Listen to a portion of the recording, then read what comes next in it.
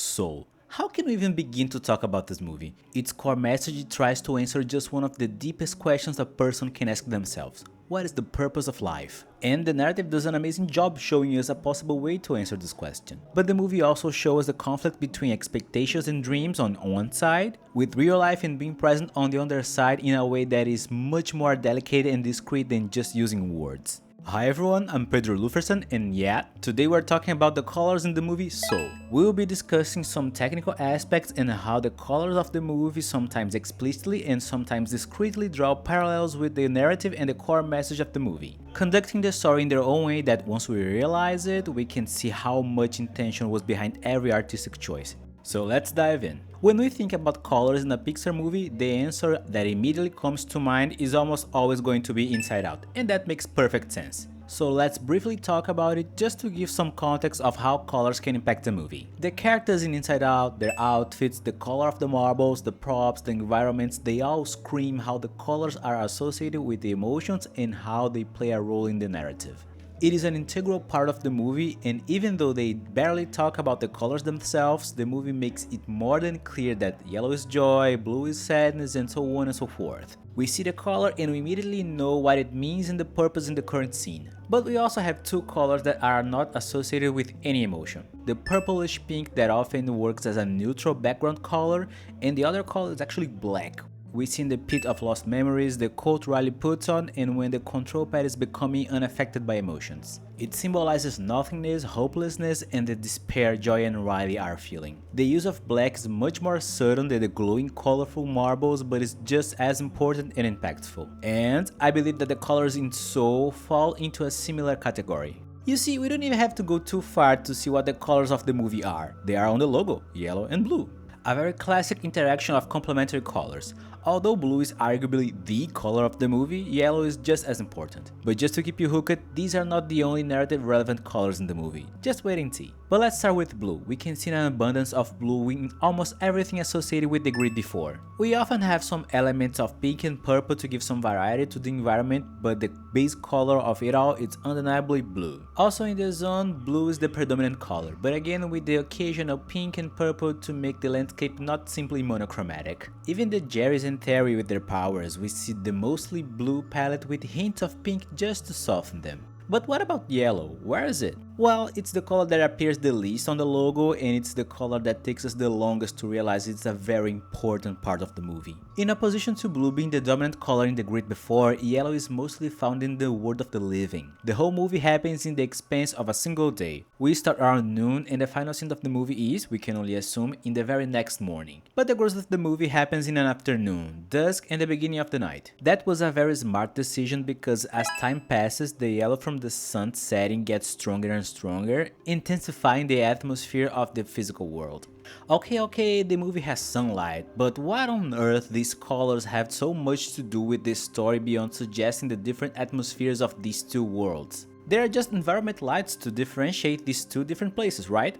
Well, no, at least not just that. You see, the use of those two colors to distinguish these two words is just the tip of the suggestion to what those colors actually mean. They don't just represent a way to purely distinguish these places visually. These two colors also carry two different ways of thinking, feeling, existing, and interacting with the world. In a nutshell, blue and yellow each represent a different world and different worldviews. Much like the grid before, blue is the hypothetical, it is the non-material, the ideas, the dreams, and the expectations. Blue is a gateway to the pink of the zone and to look inwards to our desires, thoughts, and emotions. The most ethereal way to connect with, well, the soul. It holds the potential of what things could be and where these possibilities could take us.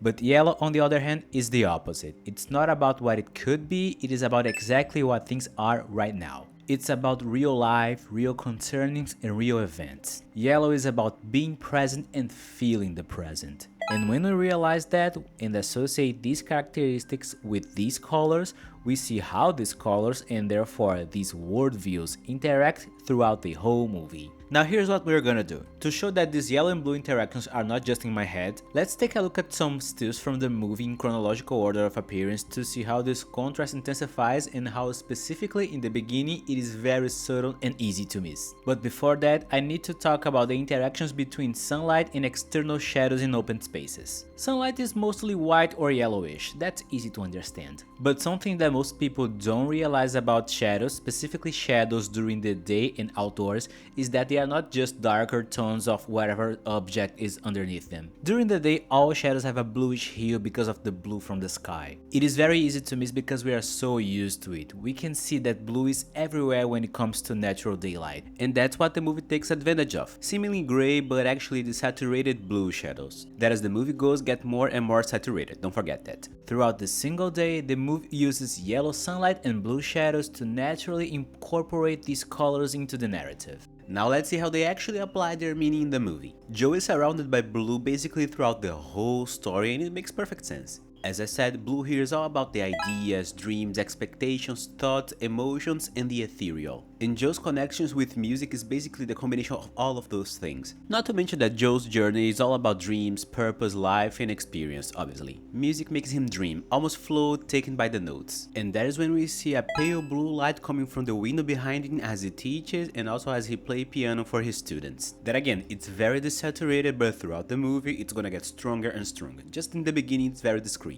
When Joe comes back to his classroom, we see a very subtle, cold light on his cheek and a very light yellow, drawing attention to the pictures of some of the musicians he looks up to, with Dorothea Williams among them. But why would a picture of the musicians have a yellow glow if Joe's connections to music is blue? Well, we could say that a career as a musician for Joe is still hypothetical, but for these people it's their real life maybe? Or even that these are Joe's real life goals. But we will see later with the conversation with Dorothea that her worldview is pretty much yellow. Moving on to the next scene at Joe's mom's shop, we are introduced to one of the most grounded in reality characters in the whole movie. While Joe still has a delicate blue light on him, his mom is not just surrounded by yellow light, but she's all red. And if, as we saw when we were surrounded by blue, we have a contrasting pink to go even deeper into the blues, meaning when we are deeply in the present and deeply connected to yellow, we go further and we get red. Funny enough, the following scene at the jazz club shows just that. A character that is deeply present, surrounded by red with a delicate yellow light drawing her silhouette and reflecting on her golden saxophone. We know that Dorothea is a very present person in the conversation that she has with Joe towards the end of the movie about the fish. Not to mention that as far as the movie explains jazz as an improvisational music style, it can mostly be about going with the flow and being in the moment. Either surrounding or surrounded by yellow, red represents the deepest connection with the present and real life that the movie can show us. Not necessarily meaning that Dorothea herself is not in the zone while she plays, but narratively speaking, either that moment or that person are representing a present and real life connection. Right after, we have our first moment of predominant blue when we first enter the zone. And just as we saw red deepening yellow, we see pink deepening blue. Now skipping Joe's death, the great beyond and him falling, because those scenes aren't particularly relevant to this discussion, we get to the great before. As expected, blues, purples and pinks all around, from the grass to the sky. A place of potential, expectations and possibilities. A place that is literally described by 22 as being hypothetical. But if we pay just a little attention, there is an instance that we can see a very clear use of yellow right here, that being the personality pavilions and the hall of everything. Yellow structures that are the steps a soul goes through to get closer to the ultimate yellow of real life. Now to the scene we see Bjorn Borgenson's life and memories.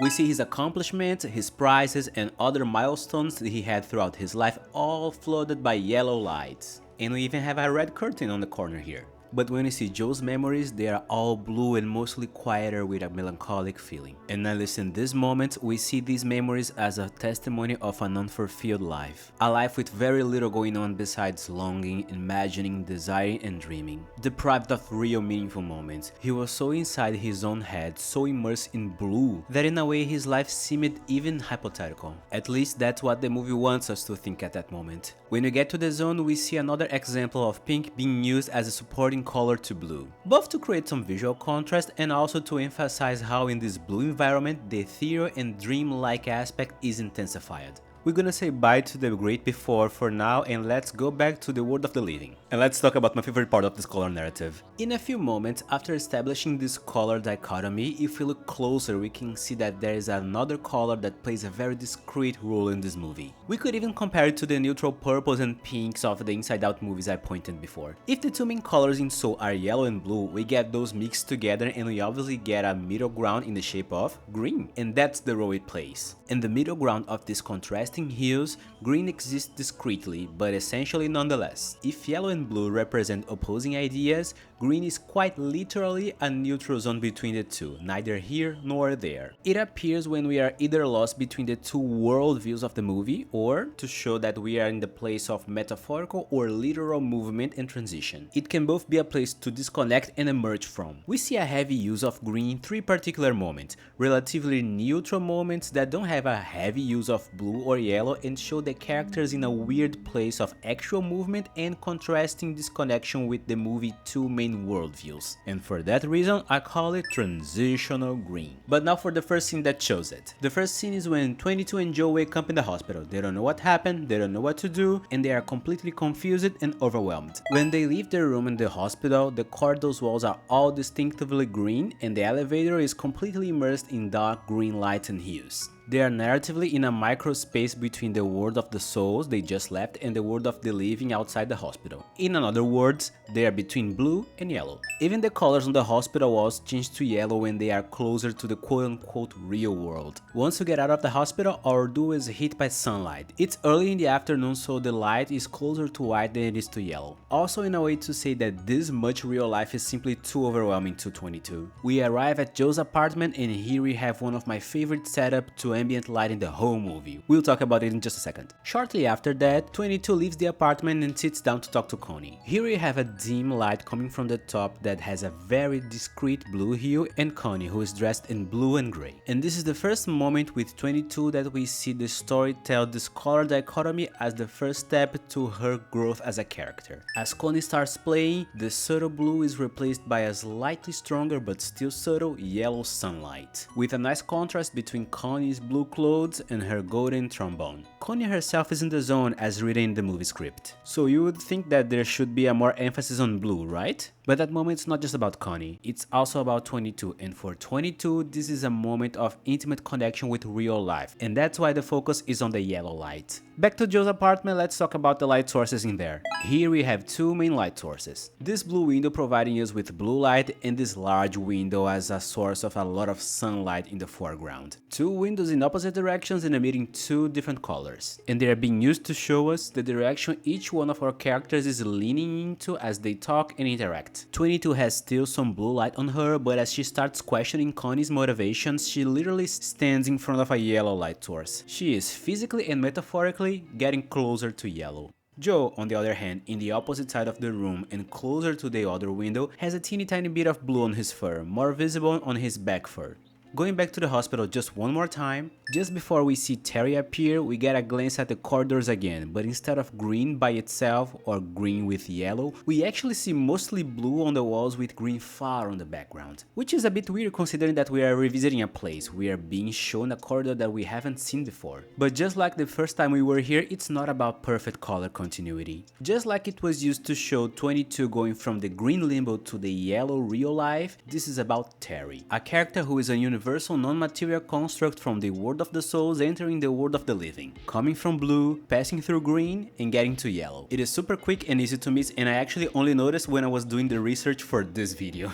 But before we continue, subscribe and hype this video, that really helps the channel a lot. It would make me very happy and you won't miss out on the next videos I'll be posting talking about movies and pop culture. Also leave a comment telling me what do you think of this color theory so far. Back to our main characters, now it's our second moment of transitional green. This scene is, I believe, the most explicit use of ambient green in this color narrative, when Joe and 22 are about to take the subway. The white walls reflect the desaturated green light and fill this dark and crowded place with people walking fast to take care of their lives on autopilot, always between someone to meet and somewhere to go. This green-lit subway is a sort of limbo itself, until we stop. We no longer see a crowd rushing in the background, and we clearly see the same kind of lamp but with a much warmer and inviting yellow light. They literally changed the color of the light in this pocket of space to show the meaning and significance of this moment. Just like it was with Connie, a yellow source of light is used to symbolize connection with real life, even if the musician himself is probably in the zone. Not only it is a very real life moment to 22, to reinforce it, right at the center of all this yellow we see the red from the inside of the guitar case, just like the curtains with Björn Borgenson and Dorothea. Shortly after we go back to the green lights as we get on the subway and back to the anomalous of the green limbo. Now if we just left the best example of transitional green, the next scene is, in my opinion, the scene that best shows this blue and yellow interaction, with a dialogue based on opposing colors and opinions. We once again arrive at Liba's shop and we immediately see the contrast between the blue from the outside and the yellow from the inside. And when we get to Liba, once again, her presence is intensified by the red in the center of this warmer lighting. We shift the angle and we can clearly see, thanks to another little window sharing its blue light, the opposition and distance between the characters. And when Joe starts talking through 22, under the blue light we can see a picture of Joe's father wearing, you guessed it, blue. And after pouring his heart out, we can see it, clear as day. Liba finally understands Joe's point of view. She moves away from the yellow light and steps into the blue, finally connecting with Joe's emotions and understanding where he's coming from. So after his heartfelt conversation, she doesn't just see the blue of his soul, but helps him externalize it with his dad's blue suit. Now being able to see this side of him both metaphorically and literally. Which, by the way, are the only mentions of the color blue in the whole script, just when it's describing the suit. I looked it up to make sure. And not only that, there is no mention of the words green, yellow, pink or red, suggesting that this whole color narrative wasn't originally part of the story when it was written, just the blue suit. So I wonder if they built it around the suit or if it was just a happy coincidence. For the next sequel, the movie is just delighting itself. The vibes are great, the soundtrack is comforting and everything is going well. So now we can contemplate a moment of overall harmony and optimism that is reflected as they walk on the streets on their way to the jazz club. We see more clearly than ever the very explicit use of deeper blue in shadows and more saturated yellow coming from the sun setting, the lights coming from the surrounding lamps and the autumn trees. Colder and warmer shades of color existing not in opposition to each other but alongside each other. Everything fits and everything feels right. But we know that it didn't last. 22 and Joe disagree and she runs off to the subway. We see her running from the yellow and back to the green limbo on her way to the other side. And when she's on a yellow lit corridor thinking that she's about to get a chance to stay living here, we are cut by the blue of Terry's portal and get straight back to the great before. Now we're gonna skip this part of the movie, there isn't any color interactions here that we haven't covered before, so let's get back to Earth and straight to the show. This scene right here is a festival of our main colors. We see blue intertwined with red in all angles and intensities. Forget the subtlety, they are here in our faces with all the saturation and contrast possible. Here, all that Joe has ever dreamed of, his wishes, his desires are finally colliding with reality. Everything glows and everything is merging together. Then, during the final song, we have a sharp, bright and slightly yellow light, allowing us to see all the colors on the stage more clearly. Dorothea and Miho are wearing gold, perfectly pairing with yellow and, as in the beginning of the movie, the red curtain behind them. Only Joe's blue suit stands out from the warm colors of the group. Another visual way to show us how they are actually disconnected in a very fundamental level, even though they play together in perfect harmony with each other. A disconnection that Joe starts to notice almost immediately, that they seem to feel somewhat satisfied and content, but he doesn't. He feels like he's missing something. He was so immersed on his own dreams, ideas and expectations. He spent so much time idealizing this moment, so much that he disconnected himself from what life outside his own head is and what it can bring him. Just like the fish in Dorothea's story. The next and last scene we see Green take over is right after that, when Joe hits his lowest point. We are again back to the subway when Joe feels completely lost. He has the blue of his suit symbolizing his recently made true dream, but that's it. He is nowhere, surrounded by green lights, disconnected from his dreams and disconnected from real life. Even his apartment, previously flooded with yellow sunlight, now taken by the darkness of the night, has a dark and desaturated but still green hue. In this scene, we can see the misplacement green can symbolize. But not just the idea of misplacement, but also the idea of metaphorical and literal movement. This transitional green is used in the hospital corridors, the elevators, the subway stations, and the actual subway 2 times. All of those places being inherently associated with movement, going from a physical place to another, but also in a sense of transformation, going from a previous state to another. I know it might sound a bit silly, like it's the subway, it's obviously a place of movement, but the very punctual use of green in these places and a movie that clearly weaves its colors into its narrative, I really don't believe that was a random choice. And if I haven't shown you enough evidence that the transitional green is a thing, let me show you just one more green detail: the actual souls. And I mean all of them. They are the personification of in-betweenness in this movie. 22, for instance, she's neither dead nor alive. In the beginning of the movie, she feels completely disconnected with any dream or expectation given by a spark and has no curiosity towards actually living. Her non-life goals is literally quote-unquote live in limbo. But talking about the souls in general, the transitional green is a way to show their inherent potential and how in this shape, either dreams and expectations or real-life experiences, yellow and blue, can move us. And visually speaking, thanks to the neutrality of green in this scenario, when green connects with either color, it feels natural and cohesive. When we see Joe's memories, we see his mom, the most grounded in reality person in his life, surrounded by a cozy and tender yellow. And his dad, the biggest dreamer he has ever met, is wearing blue and being illuminated by this white and slightly cool atmosphere. Even the portal to Earth in The Great Before. The blue grass turns greenish as we get closer to Earth, making the transition to the yellow light of real life. And we can see it on 22 and Joe as they jump, the warm and cozy sunlight welcoming her to Earth. Last but not least, we see Joe given a second chance, wearing black and surrounded by white walls. Not green trying to lean towards yellow or blue, but a new neutral color. As he breathes in and just feels the soft yellows and blues of a new day, ready to live every minute of it. The colors in this movie tell the story in parallel with the actual words of the script. They might not be clear, explicit statements like in Inside Out, but they are there and have just as much to say. And I don't know about you guys, but I love when a movie makes those kinds of choices. Things that once we realize, every scene, every line, and in that case every lighting choice has a deeper meaning. We learn the language of that movie in particular, so when we watch the same movie again, there is a new layer and your view on the movie can shift in ways that you never thought before. We get deeper into the movie and, on the best case scenario, making a rewatch more rich and special in its own way. Soul is an amazing picture, but I don't feel like the artistic choices received nearly as much recognition as they should. For instance, I honestly think Soul has the best human character designs of any Pixar movie, but that can be a whole video on its own. Years before I had the idea for this video, this theory already existed in the back of my mind for quite some time. I'm talking about years. It's safe to say that I've been thinking about this movie basically since the first trailer came out, and it's been like one of my Roman empires ever since, especially if we take in consideration that it came out in 2020 when everyone was locked inside. Anyways. This video is the result of watching and rewatching Soul for a long time, and I was never able to find any content talking in depth about the art of this very well-known Pixar movie, which for me is a bit shocking. So here I am sharing my thoughts just a few years late to the conversation. I either got absolutely everything right and I'm a genius, or I'm just an idiotic lunatic hallucinating about a movie that I've watched too many times. Who knows? But I did get to a point that I would overanalyze any objects in the movie that were yellow and blue, and I had to tell myself to chill out. Like these two bottles over here, I was like, oh, these bottles are yellow and blue and they mean and I was like, no, that's enough. But there's the bunny from Toy Story 4, by the way, so something came for these bottles.